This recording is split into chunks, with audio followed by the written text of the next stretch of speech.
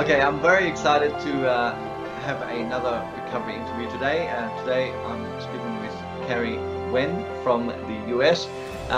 Thanks for coming on to share your story, Carrie. Thanks for having me. Nice to see you. Yeah, that's great. Now, Carrie, did you actually have CFS or did you have fibromyalgia or both? It was CFS that I had. Right. Yeah, Okay. And how long ago did you first get sick? sure. It started in November of 1998 Right. when I first got sick. What were your first symptoms? My first symptoms.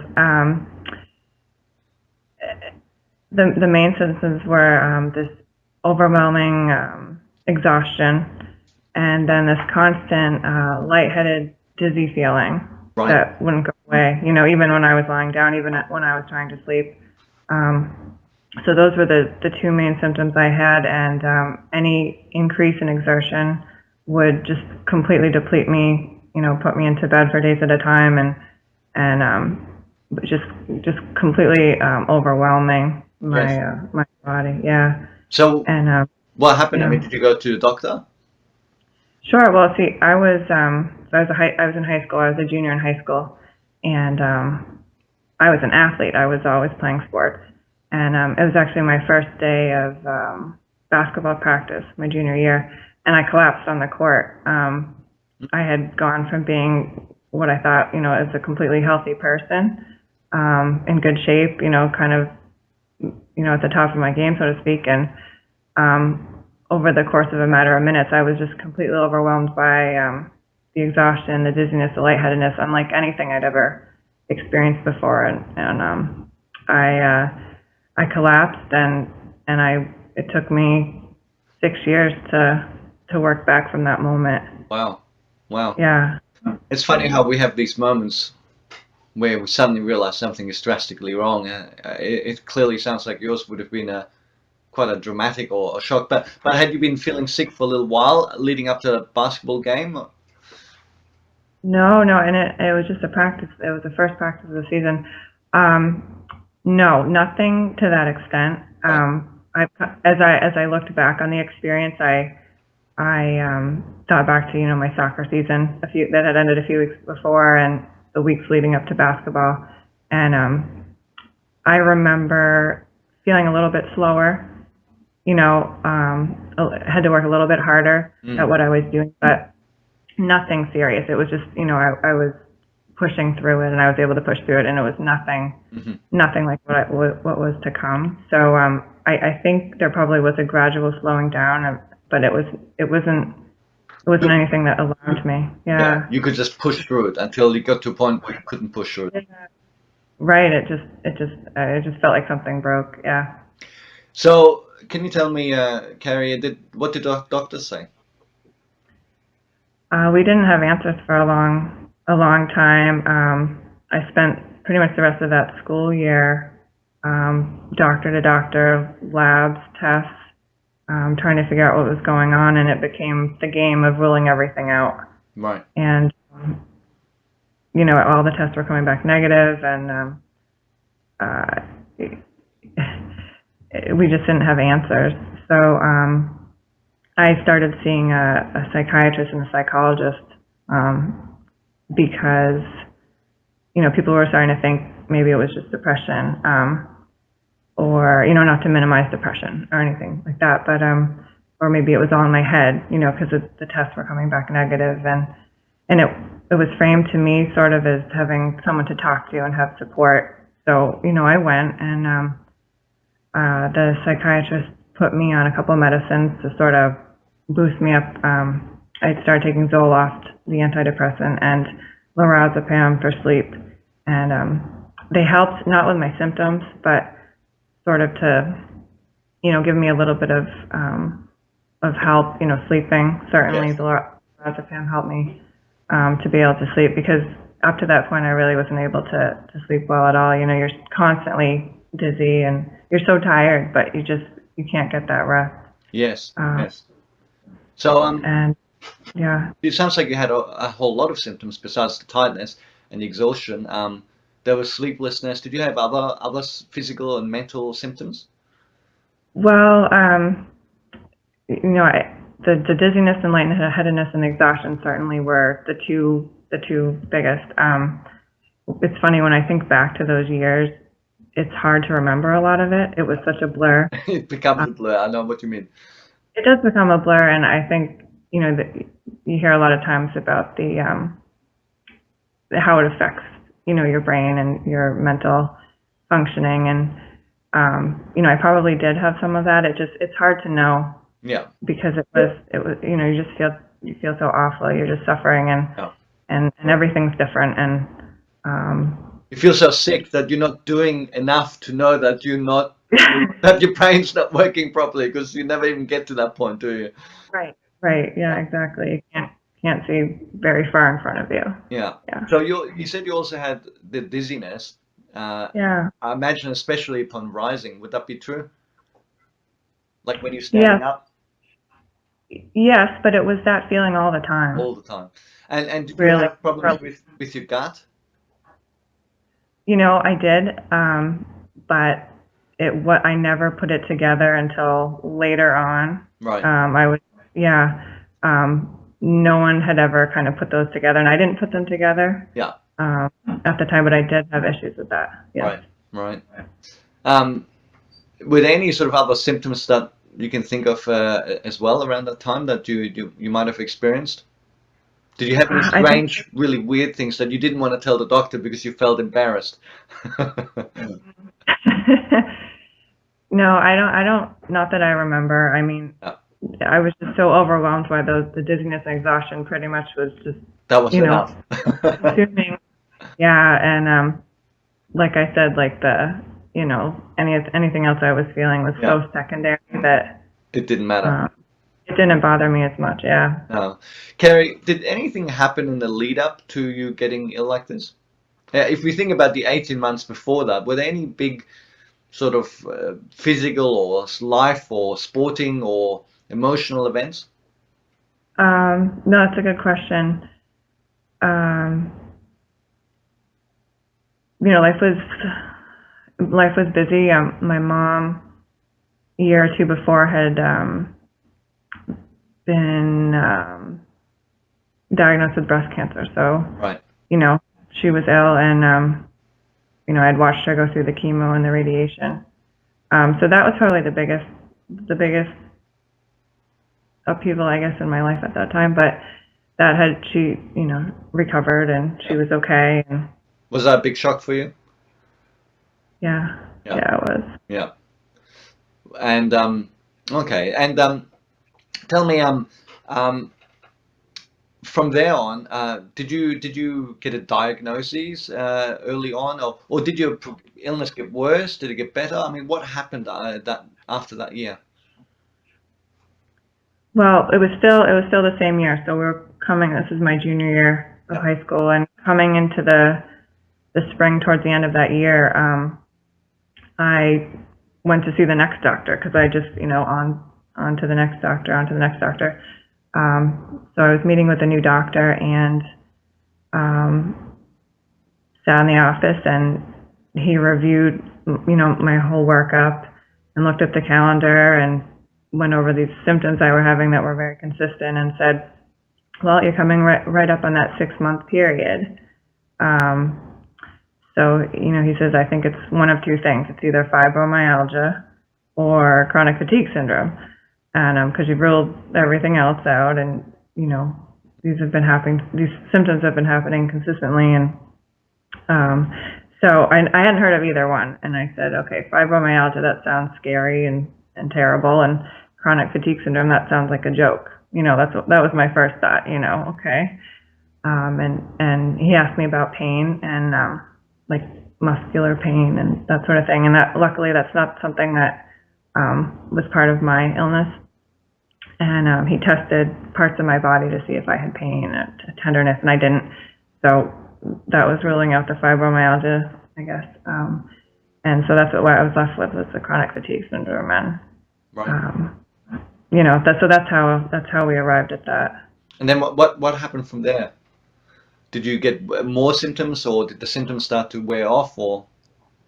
Well, it's interesting because um, it kind of put a plan in motion that really, I mean, kind of turned things around for me. I think I got kind of lucky.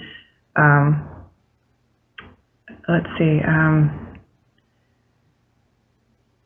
There, I was put into a physical therapy program at the local hospital, which I was excited about. I mean, I was used to being active, and I wanted to see what I could do. They wanted me to just gradually, you know, increase exertion. Yes. Um, yeah, to see how my body would handle it, and sort of help me get stronger, I guess. And pretty soon into the program, we found like a physical marker, like identified a physical marker to the dizziness, which was huge. I mean, up to this point, we hadn't had any physical sign that anything was wrong. But come to find out, my blood pressure was dropping significantly with any type of exercise or exertion Yes. instead of rising. Right. I think I cried when we found that because Gee, you're not making it up after all. exactly, you know, and it's sad that you have to get to that point. But I Yeah. had spent a lot of time trying to explain to other people what I was dealing with, and not being able to fully understand it myself. Yeah. So having that physical proof, it just was like a weight off, you know. So that was a big, you know, big turning point, I guess you could Great, say. great to get that validation, isn't it? Finally be Yeah. believed. Mhm. And so that was one piece that was really great, great news. And then I was actually invited to participate in a study. Mhm. And I can't, I'm not sure the overarching, you know, goal of the study, but I know a part of it was studying chronic fatigue syndrome patients. Mhm. And it was a new study out of Boston Children's Hospital, which is a wonderful hospital not too far from where I live. And it was, you know, this new study, I was probably one of the first ones to participate. So I was invited to go down to Boston for a couple of days with my parents. And, you know, for 2 days, I met with a team of doctors and psychiatrists. And I went through, you know, a lot of the same tests and lab work that I'd been through before. But I got to share like the story of my illness in what felt like a really meaningful way. Mm.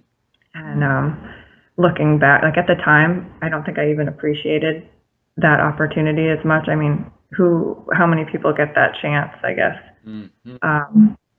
Looking, but like at the time, it was like, I think it was just, you know, more doctors. I was so sick of doctors at this point, but looking back, you know, I know how lucky I was. So I went through this study, and one of the lead doctors, a cardiologist, actually took me on as a patient. So I started making regular trips down to Boston, and he told me that the drop in blood pressure was called neurally mediated hypotension, and put me on a medicine for that, and that went a long way in helping me recover, actually. And That medicine. and did you do any other? You continued with your increase in exercise? You know what? It was a kind of a short-lived thing. I was still struggling Yeah. with, and I can't remember exactly why I stopped, but I didn't do it for that long. It was, you know, at the time, I was only managing a couple stairs at a time. Yeah. You know, so. Did you find it was Um, making you worse and giving you setbacks and flare-ups?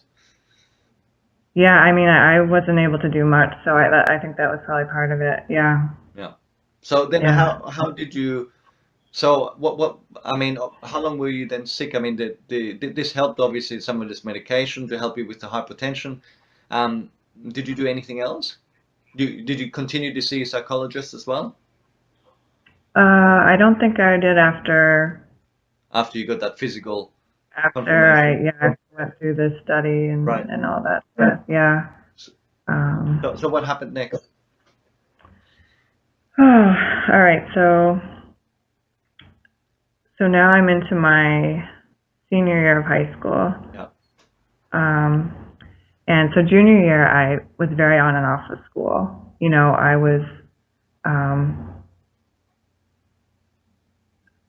you know, there were periods of time where I was just in bed and I couldn't really get out of bed. And when I was strong enough, I would go to school because it was so important to me to have that structure and that familiarity.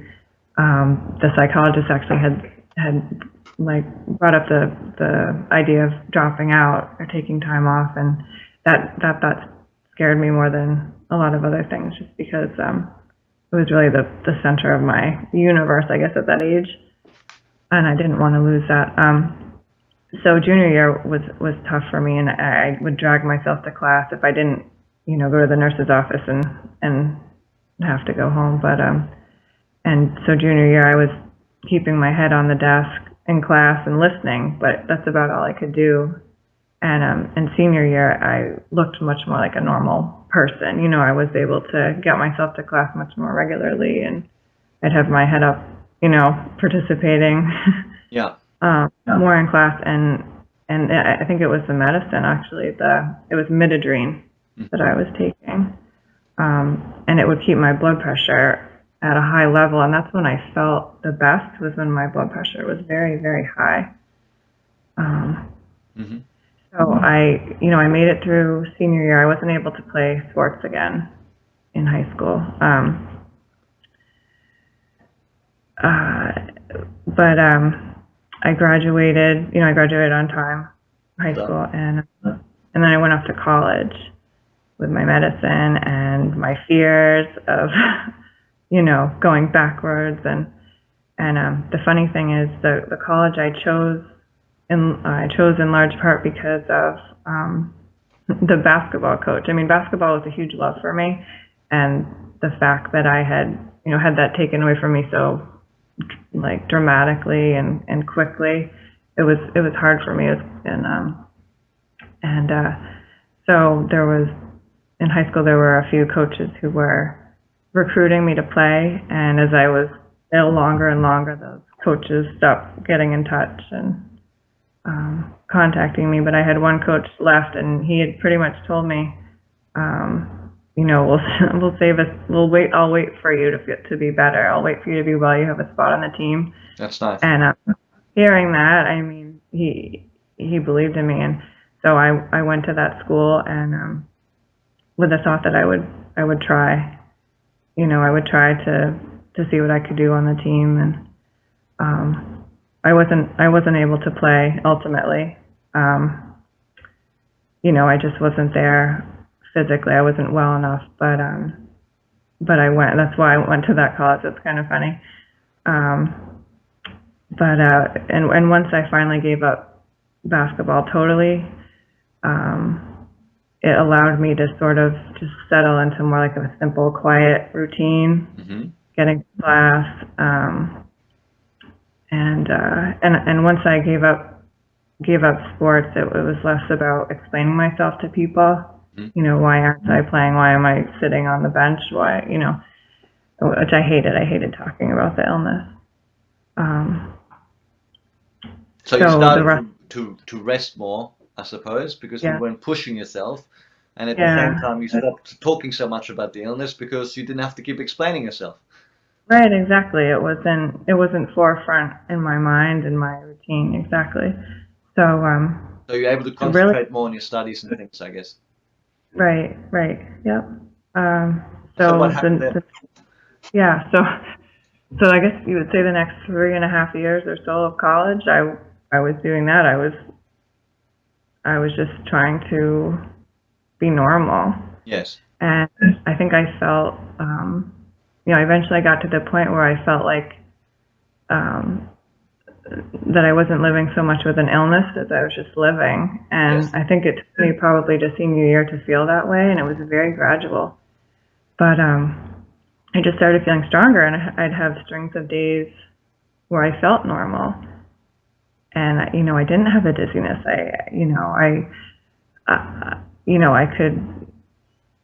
I wouldn't be getting tired like I used to. And I started having these blocks of time, and And actually with my doctor's okay, I told them I wanted to try tapering off the medicine because, I was constantly checking my blood pressure. It was, you know, raised, the blood pressure was elevated with the medicine. And even when I was trying to do a little bit more activity walking around campus, the combination of the medicine and that activity would kind of put me almost at unsafe levels times. Yeah, I was actually I had to go to the emergency room a couple times Right. in college because it was so high. And so I didn't want to always be relying on that. I didn't, so I gradually tapered off of the medicine, very slowly. And I was, I was so happy when I was able to do that. Mm. Mm. So Uh, it sounds like you made a gradual improvement. yeah. When did you come to a point where you go, maybe I'm no longer sick? How Sorry, long was that after you first got sick? 6 years. 6 years. About 6 years it took me. Were you Yeah, scared to and say that you were no longer sick? Did you think you might get struck down by lightning? well, I was scared of relapse for a long time. Yeah. Very long. I mean, it's been 10 years, about a little over 10 years since I would consider myself free of this.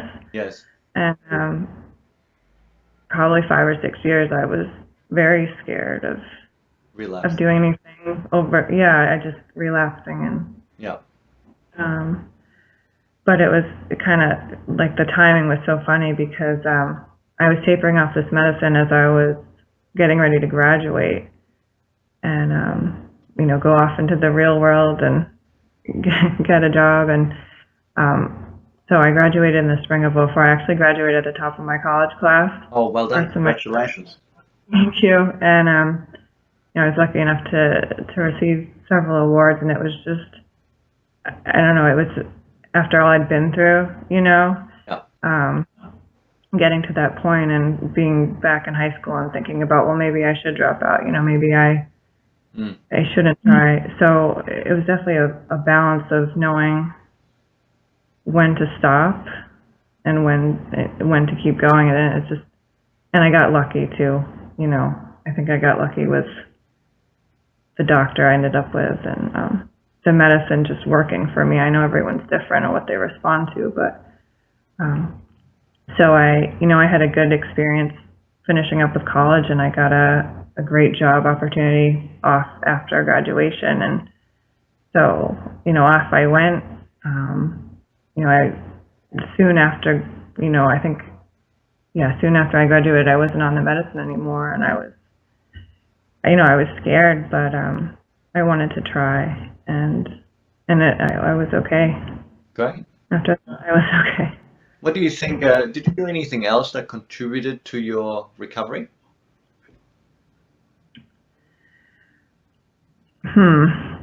What do you? Is there anything specific you mean? Or? No, that's right. I mean, if you think about those six years in total, and obviously, Yeah. you start taking that medicine, you stop playing sports and stop pushing yourself so hard. You stopped having to explain yourself and talk about the illness. What other factors do you think may have contributed to your recovery? Did you try any other strategies? Did you try any other treatments? Did you change your life in any other way?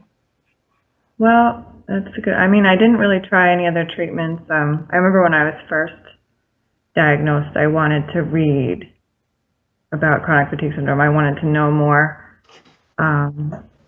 And the more I read, the less I wanted to know about chronic fatigue syndrome, because I couldn't have it in my head that I might not recover. It was too much. I was young and I felt like I had everything in front of me, and then this happened and I couldn't see beyond the next couple days, and just the thought of living with it my whole life, it was too much. So I stopped reading. And I think I remember having a conversation with my mom about it, and don't think that way. Don't, that might not necessarily be your story. So that was one thing I stopped doing, I guess, that helped. Yes. just kind of staying positive about it, which is so hard to do. Another thing I think was being able to leave high school and have a new setting. There ended up being, it was hard for me in high school because for my basketball team in particular, there was a lot of expectation for me on the team, and when I wasn't playing, when people found out I wasn't playing, it became sort of a story and a focus. Sure. Actually, the local paper, junior and senior year, would cover my illness in the coverage of the team, and it was just kind of interesting. I mean, it became a focus, and it was hard for some of my teammates, and there was people who didn't believe that I was sick and that I was doing this for attention, and that crushed me. And that was another thing element to this that I was dealing with, defending what I was going through, and no one should have to do that when they feel so sick. Absolutely. So, at least in college, when I was having to explain things, it wasn't such a, it didn't seem as personal, and but the other side of that too is because it's fresh. Nobody knows you. Right. Well, that's the other they look thing. At you and they go, here comes Carrie, and what's Carrie about? And Carrie is not about being sick and not playing basketball. Carrie is about whatever she says she's about. Yeah. It's like you're a new person again, isn't it? Yeah. I mean, there are so many identity issues, I think, and the loss of control you feel, something like this. Yeah. I definitely think having the change in scenery definitely that helped. But yeah, I don't know. It's not easy wherever you are. It's not easy. No. Carrie, let me ask you, what do you think personally? What is your personal opinion about what causes the illness and why people get this illness and why they recover? Wow. I mean, by the way, have you, before you answer this, have you actually read my book or anything like that? No, I mean, it's all still so new to me. Okay, that's great. I just wanted to check. So we're getting a pure unadulterated opinion here, so I'm curious to see what we get. Well, I mean, I'll just start by saying that it's still a mystery to me. I have just as many questions now as answers, and I've always been confused about what it was I went through because the doctors were so confused. And at first, I thought it was burnout because I didn't know. I mean, there was no explanation for why everything happened so suddenly. So I thought it was burnout. And my mom, it was funny, she'd come to the appointments with me and she'd have all these theories about what was going on. I mean, just wacky things. You just grasp at straws, and I didn't know what to believe. I was thinking maybe burnout, and then, they hear the virus theory, Epstein-Barr and whatnot. That was, when I was diagnosed, that was kind of going around, that theory was out there. I don't know. I really don't know. Yeah. Okay. Well, that's fine. Look, I mean, the main thing is that you're recovered and that you're a shining example that life can go on and we can get our life back. It might not happen necessarily for everyone overnight, but and I think it's such a powerful message too about sharing the impact it has when people don't believe that you're sick and have these symptoms. I think it's such an awful thing, and you're not the first person I think who's burst into tears when there was finally some physical proof. Right. The problem really isn't the fact that we can't see what's wrong. The problem is that we're doing the wrong tests. And actually, the test you mentioned, I think, is a very classical test, and if it was up to me, that would actually be one of the main tests to do. In fact, I think you would probably see some of that even as people recover. We still see some of that dysfunction, and I actually saw that in myself as well. So it's a very insightful test. Look, is there any advice that you'd like to give to anyone listening? Is there anything you'd like to say? um, I mean, I just want to say, I guess that, you know, suffering is hard and the mystery of it is hard and the stigma of illness is hard. And just having people around you that support you, it goes a long way in aiding with those hard things. And you know, for me, having my family and my boyfriend at the time, who I'm now married to, husband, and my doctor, the cardiologist, you know, those were, you know, my support. That was my support system. So I would just say, find those people, you know, find your support. Yeah, thank you. Look, wise words. Carrie, thank you so much for bringing hope to other people. I really appreciate you. I know it's not easy talking about some of those years, and I know it can take a lot. It's not just because we're talking about our deepest fears and our deepest feelings, but it's clearly an unpleasant experience that we don't really want to relive. So I know what it takes to talk about it, and I want to say thank you very much for sharing your story. Oh, thanks for having me. Thanks so much. No.